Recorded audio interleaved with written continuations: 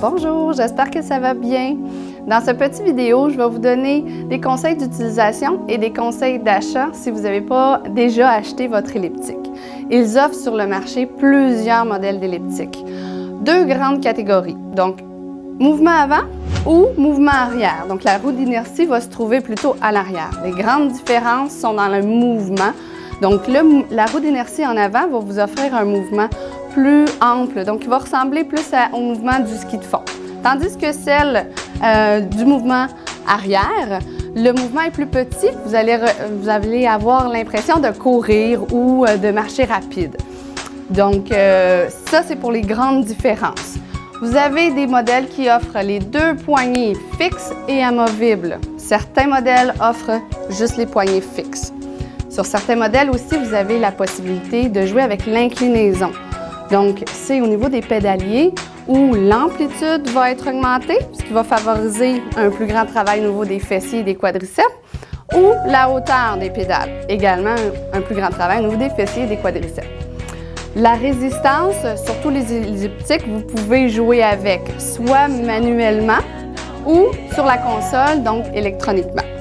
Donc, c'est la grande différence qu'on peut retrouver au niveau des elliptiques. Donc, mais le plus important pour l'achat d'un elliptique, c'est d'être à l'aise dessus, d'être confortable et quand vous utilisez, d'avoir un mouvement qui est fluide, que vous êtes à l'aise. Parce que vous allez passer 20 minutes, 30 minutes, 40 minutes dessus, donc c'est bien important que vous vous sentez bien dessus. Conseil d'utilisation. Vous avez acheté votre elliptique, pensez à un endroit qui est aéré et qui n'a pas d'objet qui va obstruer le mouvement de votre elliptique. Donc, c'est bien important. Quand on s'entraîne, vêtements confortables, chaussures de course, vêtements vraiment à l'aise. Bouteille d'eau aussi, bien important, donc de s'hydrater durant l'entraînement. Et une petite serviette. Si on a chaud, bien, on va pouvoir enlever l'excédent de sueur. Alors maintenant, je vais vous montrer comment embarquer sur votre elliptique de façon sécuritaire. Donc, prenez une poignée ou les deux, donc un appui au niveau des mains. Et la jambe qui est à l'extérieur de l'elliptique, un petit croisé de cette façon-là, et hop, on monte sur l'elliptique. Ensuite, c'est important d'avoir une bonne posture sur l'elliptique. Donc, ça va vraiment déterminer si votre entraînement va être efficace et surtout sécuritaire. Donc, on va partir de la tête. La tête doit être dans le prolongement de votre colonne vertébrale. Les épaules, pas trop hautes. Souvent, quand les gens vont s'entraîner sur l'elliptique, je vois les épaules très hautes. Non, relaxez vos épaules. Donc, dans une belle axe. Les bras vont travailler, les muscles de vos épaules vont travailler, mais gardez-les vraiment plutôt basses. Le dos est droit, donc pas incliné vers l'avant. Si vous êtes constamment incliné vers l'avant, vous pouvez engendrer des blessures au niveau du bas du dos. Donc, un dos droit. Pour ce faire, engager les abdominaux. Donc, les abdominaux fermes. Ça, souvent, je vais vous le répéter dans votre entraînement. Ensuite, les genoux sont souples, ils sont fluides, donc jamais trop en extension, toujours qui apprivoise le mouvement de l'elliptique. Donc ça, c'est la posture. Une posture droite, les épaules en arrière, la tête droite, dans le prolongement de la colonne. Ensuite, c'est important, avant d'entreprendre un programme de 20-30 minutes, de connaître ses limites. Donc, moi, je vais vous suggérer, de connaître votre appareil. Alors, au niveau de la console, il y a plusieurs paramètres qui vont s'afficher. Le temps, la distance, vous allez pouvoir voir vos calories, les fréquences cardiaques aussi, que lorsque vous mettez vos mains sur les capteurs cardiaques, les fréquences de votre cœur vont apparaître. Il y a aussi la vitesse, soit en minutes à l'heure ou en RPM. RPM, c'est la révolution par minute, donc la vitesse de vos jambes. Ça, c'est en gros là, les paramètres qui vont s'afficher devant vous. Soyez à l'aise de rapidement les localiser. Donc, quand on va faire le programme ensemble, si je vous parle, OK, on prend nos fréquences cardiaques, prenez les capteurs et sachez rapidement où est la valeur sur votre tableau d'affichage.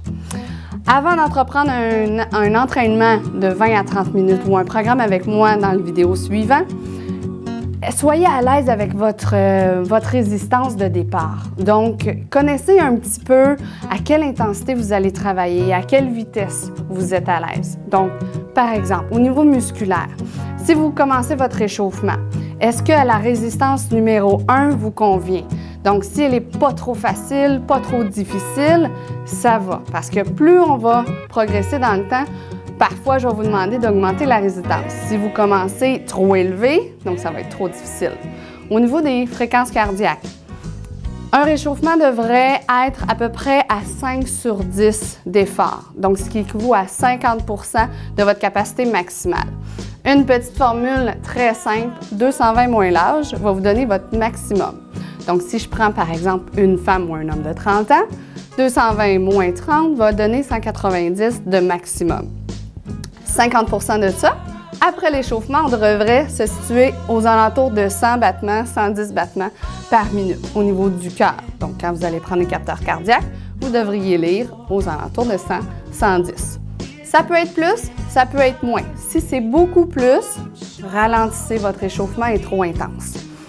Si c'est trop intense, vous allez avoir de la misère à me suivre durant le programme.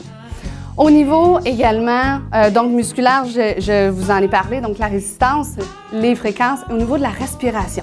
Durant un réchauffement, on devrait être capable de tenir une conversation. Donc, on devrait être capable de parler. Si vous êtes incapable de parler, diminuez la résistance ou diminuez votre vitesse. Donc, ces 3 paramètres-là, importants aussi. Donc, si vous les connaissez d'abord, avant de commencer un programme, votre programme va être beaucoup plus fluide. Donc, vous allez beaucoup plus me suivre là, au niveau du programme cardio. Pour finir, soyez dans un esprit positif. Donc, oui, on va avoir chaud, oui, on va travailler, mais c'est vraiment pour votre bien-être. Vous allez vous sentir beaucoup mieux après. Donc, suivez-moi avec la vidéo de l'elliptique. Merci!